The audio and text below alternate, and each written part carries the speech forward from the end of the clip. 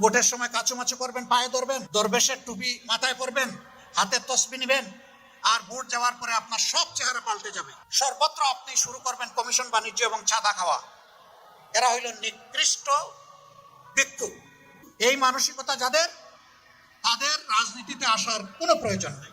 যাদের সামর্থ্য নাই, আল্লাহ তাদের জন্য ভিক্ষাকে হালাল করেছেন, কিন্তু এরা সামর্থ্যবান ভিক্ষুক। এরা দেশের টাকা লুণ্ঠন করে বিদেশে পাঠায়, বেগম বাচ্চাদেরকে আগেই পাঠায় বেগম পাড়া গড়ে, আর এদেশের মানুষ দুকে দুকে মরে। আমরা আর তা হতে দিব না ইনশাআল্লাহ। অঙ্গীকার হবে, আমি নিজে দুর্নীতি করব না এবং কাউকে দুর্নীতি করতে দেব না। এটা হবে আমাদের অঙ্গীকার। এই দুর্নীতিগুলার সবচাইতে বড় দুর্নীতি হলো 5 বছর পর পর ইলেকশনের মহড়া হয় আর কিছু ডাকাত এসে আপনাদের ভোট ছিনতাই করে। ওই জায়গাটা যেদিন ঠিক হয়ে যাবে, যার ভোট সে দিবে, ভোট দেওয়ার পর ভোট অনুযায়ী রেজাল্ট হবে, সেই দিন সময় বুঝতে পারবে যে 5 বছর সামনে রেখে যে ওয়াদা দিয়েছি, কথা বলেছি, আচরণ করেছি, বাকি 5 বছর যদি এইরকম না করি তাহলে লোকজন ঘাড়ে ধরে আগামী 5 বছর পরে আমাকে সরাই দেবে। এই জায়গাটা নিশ্চিত করতে হবে ইনশাআল্লাহ। ফকিরের মানসিকতা নিয়ে রাজনীতিতে আসার দরকার নেই। এই সমাজ গড়ার জন্য আমরা আপনাদের সহযোগিতা চাই। আমাদের সন্তানেরা এমন শিক্ষা পাক, সেই শিক্ষারই আমরা ব্যবস্থা করব, যেই শিক্ষা তাদেরকে মানুষের মতো মানুষ বানাবে। সুশিক্ষায় শিক্ষিত হয়ে একদিনের জন্য বেকার থাকার প্রয়োজন হবে না, সেই শিক্ষাটাই আমরা নিতে চাই। আমাদের দেশে জনসংখ্যা নয়, আল্লাহর দান মানব সম্পদ।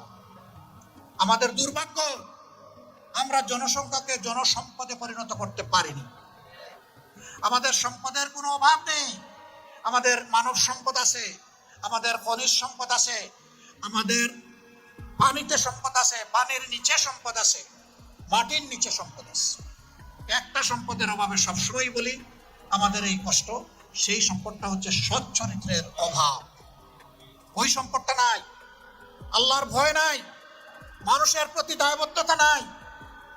যদি আল্লাহর ভয় এবং মানুষের প্রতি দায়বদ্ধতা থাকতো, তাহলে ইলেকশনের সময় যেভাবে লোকেরা বলে আমি জাতির একটু খেদমত করতে চাই, একটু সেবার সুযোগ আমাকে দেন, 5টা বছর সেবক হিসাবে কাটাতো। কিন্তু মিথ্যা ওদের বলি, ধোঁকাবাজ।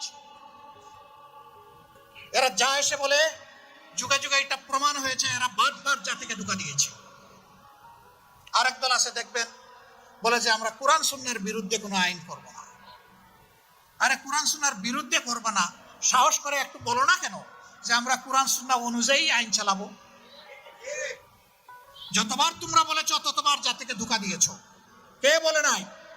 অতীতে যারা শাসন করেছে এই কথা সবাই বলেছে, আর সবাই এসে আলিম উলামা ইসলামপন্থীদের উপর তারা আক্রমণ করেছে। এরা নিকৃষ্ট ওয়াদা লঙ্ঘনকারী। রাস্তা পরিষ্কার, পাইয়ে না, একটা হক আর একটা বাতিল, মাঝখানে কিছু নেই, হয় হক না হয় বাতিল। আপনারা সবাই বিবেকবান মানুষ, কে হক কে বাতিল এতটুকু বোঝার যোগ্যতা আল্লাহ তাআলা আপনাদেরকে দান করেছেন। আমরা আপনাদেরকে অনুরোধ করবো, আসুন আমরা ন্যায়ের হকের সঙ্গী হই, তাহলে সমাজে ইনশাআল্লাহ ন্যায় বিচার কায়েম হবে। আর ন্যায় বিচার যদি কায়েম হয়, তাহলে রাজার হস্ত করে সমস্ত কাঙ্গালের দল ছুরি, ওইটা আর চলবে না। সবার আগে রাজার হাত কাটা যাবে, কারণ সে লোভের বশবর্তী হয়ে পড়ছে। পেটের ক্ষুধার জ্বালায় যে চুরি করবে, আল্লাহ তার হাত কাটার কোনো অধিকার রাষ্ট্রের নাই। আগে তার পেটের খাবারের যোগান দিতে হবে, হালাল রুজির পথ খুলে দিতে হবে। রুজিতে অক্ষম হলে তার দায়িত্ব রাষ্ট্রকে নিতে হবে। যদি এতেও সে না থামে, তখন তার উপরে শরীয়তের হুকুম চলতে পারে, এর আগে নয়। অনেকে মনে করে যদি কোরআনের আইন চালু হয় তাইলে বোধহয় এক এক করে লক্ষ লক্ষ মানুষের হাত কাটা যাবে। না তো, সারা রাষ্ট্রে 2 জনের হাত কাটা গেলে সবার কান খাড়া হয়ে যাবে। তবে হ্যাঁ, হাতটা যেন কোনো গরিবের কাটা না হয় সেই দিকে খেয়াল রাখতে হবে। যার হাত কাটলে সারা দেশে খবর হবে, তারই হাত কাটতে। তবে আমরা এটা চাই না যে একটা মানুষের হাত কাটা যাবে, আমরা চাই সবাই সৎ হয়ে যাক, অতীতের সমস্ত গুনাহাতা ভুলের জন্য তওবা করে ভালো মানুষ হয়ে যাক। রাসূল আকরাম সাল্লাল্লাহু আলাইহি সাল্লাম মক্কা বিজয়ের সময় যখন ফিরে এসেছিলেন, তখন আরবের লোকেরা কি পরিমাণ খারাপ ছিল এটা আপনারা জানেন। তারা নিজের ঔরসজাত মেয়েকে জীবিত কবর দিত, অথবা হত্যা করে নিজেই ধাক্কা দিয়ে গর্তের মধ্যে ফেলে দিয়ে মাটি চাপা দিত। এরা ছিল এত নিকৃষ্ট। কাবাগরের চতুর্দিকে উলঙ্গ করে যুবতী মেয়েদেরকে তারা দৌড়াতো আর হাত তালি দিয়ে এনজয় করত। এরা এত নিকৃষ্ট, আল্লাহর ঘরের সাথে অপমানজনক আচরণ করতো, এই বেয়াদবি। কিন্তু মক্কা বিজয় যখন হলো, আল্লাহ রসুল একটা সাদা উটের পিঠে বা কচ্ছরের পিঠে, তিনি জিজ্ঞেস করলেন, ও মক্কাবাসী, আজকে মোহাম্মদের কাছে তোমরা কি চাও? সর্দার বুদ্ধিমান আবু সুফিয়ান মাথা উঁচু করে দাঁড়ায় বললেন, আপনি আমাদের সম্মানিত ভাই, আপনি আমাদের স্নেহের বাতিজা, বলেই বসে গেলেন। কি চান এটা আর বললেন না। মুহাম্মদ রাসূলুল্লাহ সাল্লাল্লাহু আলাইহি ওয়াসাল্লামের কাছে মেসেজ ক্লিয়ার হয়ে গেল। একজন ভাই তার ভাইয়ের কাছে যা চায়, একজন ভাতিজা তার চাচার কাছে যা চায়, আজকে মক্কাবাসী আমার কাছে তাই চায়। এই সময় আল্লাহর রসুলের মনে আসলো, এরা তো হযরতে সুমাইয়াকে খুন করেছে, এরা তো এরকম আরো অনেক মানুষকে খুন করেছে, আমাকে খুনের সিদ্ধান্ত নিয়েছে, এখন এর জবাব কি হবে? তিনি আসমানের দিকে আল্লাহ তাআলার ফয়সালার জন্য তাকিয়ে থাকলেন। আল্লাহ তাআলার পক্ষ থেকে সিদ্ধান্ত আসলো। আল্লাহ রসুলের মুখ উজ্জ্বল হয়ে উঠল। তিনি সাহাবীদেরকে আওয়াজ দিয়ে বললেন, ও আমার মায়ার সাহাবীরা, আজকে মক্কার গলিতে গলিতে তোমরা ঢুকে পড়ো আর চিৎকার দিয়ে সবাইকে জানাই দাও, আজকের এই মহান দিনে মহান আল্লাহর পক্ষ থেকে মক্কাবাসীকে ক্ষমা করা হয়েছে। তাদের জীবন, সম্পদ এবং ইজ্জত সম্পূর্ণ নিরাপদ। তবে ইল্লা আশারা, 10 জনের ব্যাপার আলাদা। যারা মানুষ খুন করেছে এদের মৃত্যুদণ্ড কার্যকর করা হবে। এরা যদি কাবাগরের ভিতরেও লুকিয়ে আশ্রয় নেয়, ওখান থেকে বের করে তাদেরকে আঙ্গিনায় এনে মৃত্যুদণ্ড তাদের উপর কার্যকর করা হবে। এই 10 জনের নাম এক এক করে বলে দিলেন। যারা এরকম অপরাধী তারা আগেই টের পেয়ে গেছে।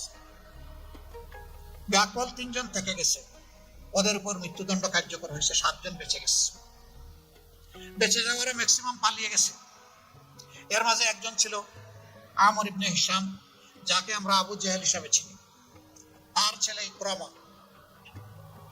সেও পালিয়ে গেছে, পরিবার ফেলে ইয়ামনে চলে গেছে। এই সাধারণ ক্ষমা ঘোষণার পরে প্রথমে পুরুষরা আল্লাহ রসুলের কাছে ঈমান গ্রহণ করেছেন, তারপরে মহিলারা আস্তে আস্তে এসে তারাও গ্রহণ করেছেন। যখন মহিলাদের শপথ গ্রহণ শেষ, তখন ইকরামার স্ত্রী, তিনি আল্লাহ রসুলকে সামনে এসে সালাম দিয়ে বললেন, হে আল্লাহ রসুল, আমি একজন অসহায় মহিলা, আমার শ্বশুর মারা গিয়েছেন বদরের যুদ্ধে আপনাদের হাতে, আমার স্বামী একজন হত্যাকারী, খুনি। আপনি যে 10 জনের নাম ঘোষণা করেছেন এর মধ্যে আমার স্বামীর নাম আছে। আপনি চেয়ে দেখেন, আমার এই 3টা মেয়ে বাচ্চা, আমি একজন মহিলা, আমাদের পরিবারে আর কোনো পুরুষ লোক নাই, আমি কি আপনার কাছে একটু আরজ করতে পারি? আল্লাহ রসুল বললেন, মা তুমি আরজ করো, কি তোমার আরজ? মা ডাকলেন। সে বলল, হে আল্লাহ রসুল, আমি কি আমার স্বামীর নিরাপত্তা আপনার কাছে চাইতে পারি? এবারও আল্লাহ রসুল আসমানের দিকে তাকালেন। এরপরে খুশি মনে বললেন, তোমাকে মা হিসাবে সম্মান করা হলো, তোমার স্বামীকে তুমি এবং তোমার বাচ্চাদের জন্য নিরাপত্তা প্রদান করা। ইকরামার স্ত্রী ইয়েমেনে গিয়েছেন, স্বামীকে আসো, তুমি মাপ পেয়ে গেছো আল্লাহর পক্ষ থেকে। আল্লাহ রসুল এটা ঘোষণা দিয়েছেন। তুমি পাগল হইছো? আমারে আল্লাহ রসুল ছাড় দিবে? আমার বাবা যখন হযরতে সুমাইয়া রাদিয়াল্লাহু তাআলা আনহা ইসলামের প্রথম শহীদকে বর্ষা দিয়ে হত্যা করে, আমি সেই হত্যা আমার বাবার হাতে তুলে দিয়েছিলাম। ইসলামের প্রথম শহীদের বর্ষা, হত্যাকারী বাবা আর আমি তার সাহায্যকারী। এরপরে আমার হাতে আরো 3 জন লোক মুসলমান নিহত হয়েছে। মুহাম্মদ আমাকে ছাড় দেবে না। স্ত্রী এবার কঠোর হয়ে গিয়ে বলল, তুমি কি তোমার জীবনে কখনো কাউকে বলতে শুনেছ যে মুহাম্মদ সাল্লাল্লাহু আলাইহি সাল্লাম কখনো মিথ্যা কথা বলেছেন? কয় না, তা শুনি। ওয়াদা করলে ভঙ্গ করেছেন? কয় না, তা শুনি। আমানত তার কাছে রাখলে এটা তিনি রক্ষা করেন নাই, খেয়ানত করেছেন? কয় না, তা শুনি। তখন হাতে ঝাঁকুনি দিয়ে তার স্ত্রী বলছে, আল্লাহর কসম, আল্লাহ রসুল আমাকে যা বলেছেন, আমার 2 কানে যা শুনেছি তা কখনো মিথ্যা হতে পারে না, আমি তোমাকে নিয়েই ছাড়ব। সে বলছে, আমার জীবনটা বিপন্ন করো না। আবার ঝাঁকুনি দিয়ে বলছে, তাহলে তোমার সাথে আমার সম্পর্ক থাকবে না। আমি আল্লাহ রসুলকে শতভাগ বিশ্বাস করি এখন আর কি করবে? বেচারা ওয়াইফের কথায় চলে আসছে। ওয়াইফ রাসূল সাল্লাল্লাহু আলাইহি সাল্লামের সামনে নিয়ে গেছেন, বায়াত নিয়েছেন, ঈমান কবুল করেছেন, আল্লাহ রাসূল তাকে জড়িয়ে ধরেছেন, তাকে কপালে চুমু দিয়েছে। খিয়ারুকুম ফিল জাহিলিয়াতে খিয়ারুকুম ফিল ইসলাম। মূর্খতার যুগে তোমরা যারা ভালো, ইসলামের যুগে ইনশাআল্লাহ তোমরা হবে তার চেয়েও ভালো। এই ইকরামা ইবনে আবু জাহল তিনি ছিলেন পরবর্তী পর্যায়ে আল্লাহ রসুলের উপর যখন ওহী নাজিল হতো তখন ওহীর লেখক। সুবহানাল্লাহ। তিনি ছিলেন হাদিসের একজন বিশিষ্ট ভাষ্যকার, রাবি। তার বর্ণিত কোন হাদিসের উপর কেউ আর কলম বসান নাই। তিনি যুদ্ধের ময়দানে একজন সাধারণ সৈনিক হিসেবে অংশগ্রহণ করেছেন। শেষ পর্যন্ত যুদ্ধের সেনাপতি হিসেবে পতাকা হাতে নিয়েছেন। হাত কেটে বিচ্ছিন্ন করা হয়েছে, পতাকাকে দাঁতে কামড় দিয়ে ধরেছেন। এই পর্যায়ে তিনি শহীদ হয়ে আল্লাহর দরবারে চলে গেছেন। আরেকজন দুর্দর্শ মহিলা, তার নাম আমরা সবাই জানি, হিন্দা, আবু সুফিয়ানের স্ত্রী। বড় কষ্ট দিয়েছে সে আর তার ননদ উম্মে জমিল, এই দুইজন মিলে। তাকে যখন মহিলারা বলল সবাই ঈমান এনেছে, তুমি বসে আছে কোন তোমার ঘরে? ওই যে বাবা তোমাদের ঠিক আছে, আমার ঠিক নাই। কেন ঠিক নাই? যে উহুদের যুদ্ধে আমি মুহাম্মদের আপন চাচা হযরতে হামজার পেট ছিঁড়ে কলিজা টেনে বের করে আমি চিবিয়েছি, আমাকে মুহাম্মদ ক্ষমা করবে? ওই দেখো, যেই 10 জনের নাম ঘোষণা করা হয়েছে ওর মধ্যে তোমার নাম নাই, তুমি ক্ষমা পেয়ে গেছে। বিশ্বাস করো না, ওরা টেনে আছে আনার পরে এখন আল্লাহ রসুল তাকে বায়াতের কথা বলছেন একটা একটা করে। সে আল্লাহ রসুলের সাথে বিভিন্ন ধরনের পেছালো কথা। আল্লাহ রসুল হাসতে হাসতে বায়াতটা শেষ করে বললেন, আল্লাহ আমার উপরে এবং তোমার উপরে রহম করুন, তুমি যাও। এই মহিলা, ইসলামের একটা কঠিন যুদ্ধ ছিল মুতার যুদ্ধ। সেই যুদ্ধে কাফেরদের ভয়ঙ্কর আক্রমণে মুসলমানদের পা থরথর করে কেঁপে উঠেছে।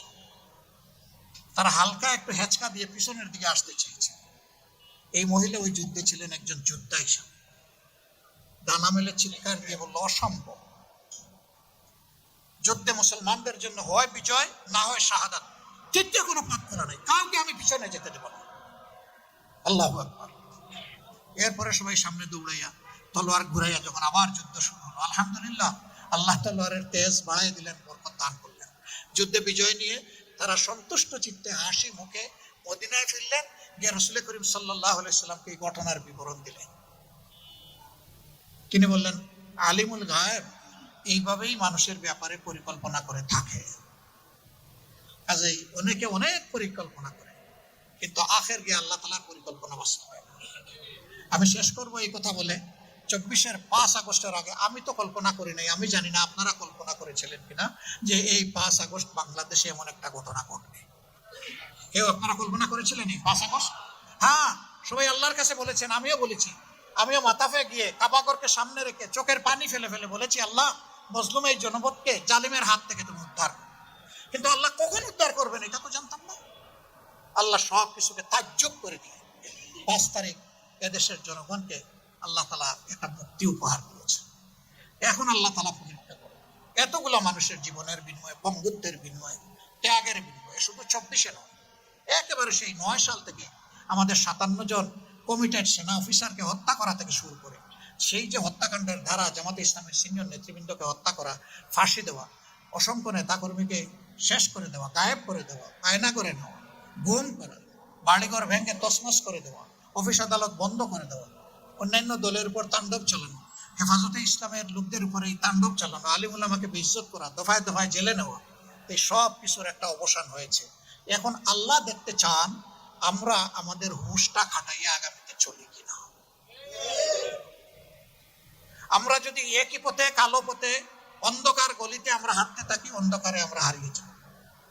আল্লাহ আমাদেরকে আলো দেখিয়েছেন, তার মেহেরবানিতে দুনিয়ার কোন শক্তি আমাদেরকে এই বিপ্লবে সহযোগিতা করে নাই। স্বয়ং আসমান থেকে আল্লাহ তাআলার সাহায্য নেমে এসেছিল। যে আল্লাহ তাআলা এতটা মেহেরবানি করলেন, এখন আমাদেরকে সিদ্ধান্ত নিয়ে সাহস করে ভরসা করে সেই আল্লাহর দিকে আগাতে হবে ইনশাআল্লাহ। আমাদের কোনো কোনো বন্ধু সংগঠন বলেছেন তারা যদি নির্বাচনে বিজয়ী হন তাহলে জামাত ইসলামকে বাদ দিয়ে তারা সরকার গঠন করবেন এবং এটা হবে জাতীয় সরকার, ঐক্যের সরকার। আমরা আপনাদেরকে সাক্ষী রেখে আমরা আশাবাদ ব্যক্ত করছি, ইনশাআল্লাহ জনগণের ভালোবাসায়, আল্লাহ তাআলার ইচ্ছায় আমরা যদি বিজয়ী হই, আমরা তাদেরকেও সাথে নিয়ে ইনশাআল্লাহ জাতীয় সরকার করব। মাত্র 3টা ছোট শর্ত, গতকাল 2টা বলেছিলাম, আজকে একটা যোগ হয়েছে। আজকে যারা আমাকে এই পরামর্শ দিয়েছে আমি এটা সঙ্গত মনে করে যোগ করেছি। আমাদের প্রথম শর্ত, যারা আমাদের সাথে আসবেন তাদেরকে ওয়াদা করতে হবে নিজে দুর্নীতি করবেন না এবং কোনো দুর্নীতিবাজকে প্রশ্রয় দেবেন না। এটা নাম্বার 1। নাম্বার 2, সমাজের সর্বক্ষেত্রে ন্যায় বিচার প্রতিষ্ঠা হবে, বিচার বিভাগ স্বাধীন হবে, কেউ বিচার বিভাগের উপর কোনো রাজনৈতিক হস্তক্ষেপ করতে পারবেন না। জুলাইয়ের আকাঙ্ক্ষা অনুযায়ী যে সনদ ইতিমধ্যে তৈরি হয়েছে, সেই সনদ বাস্তবায়নের সক্রিয় উদ্যোগ নিতে হবে, বিরোধিতা করতে পারবেন না। এই 3 শর্তে যারা রাজি হবেন তাদেরকে আমরা বুকে জড়িয়ে ধরে ইনশাআল্লাহ আগামী 5টা বছর অন্তত আমরা বিশ্বকে এই মেসেজ দিতে চাই, জাতি হিসেবে অপশাসনের বিরুদ্ধে, দুঃশাসনের বিরুদ্ধে, ফ্যাসিবাদের বিরুদ্ধে আমরা ঐক্যবদ্ধ। ভাগ আমরা দিব, এটা কবুল করার দায়িত্ব সংশ্লিষ্ট সংগঠনগুলো। আমরা কাউকে জোরও করব না, আসতেও জোর করব না, না আসতেও জোর করব না। আমরা আশা করবো যে সবাই এই ডাকে সাড়া দিবে, দেশের স্বার্থে, জাতির স্বার্থে। আল্লাহ আমাদের সহায় হোক। আপনারা দোয়া করবেন। এখন থেকে আর আপনারা নাই, যেহেতু দেশ গড়ার অঙ্গীকার আমরা সবাই করেছি, আর যেহেতু সবাই যুবক, ইনশাআল্লাহ এখন থেকে সবাই আমরা, এবং আমরা হয়ে সামনে পথ চলবো ইনশাআল্লাহ। আল্লাহ তাআলা আমাদেরকে তৌফিক দান করুন। আসসালামু আলাইকুম।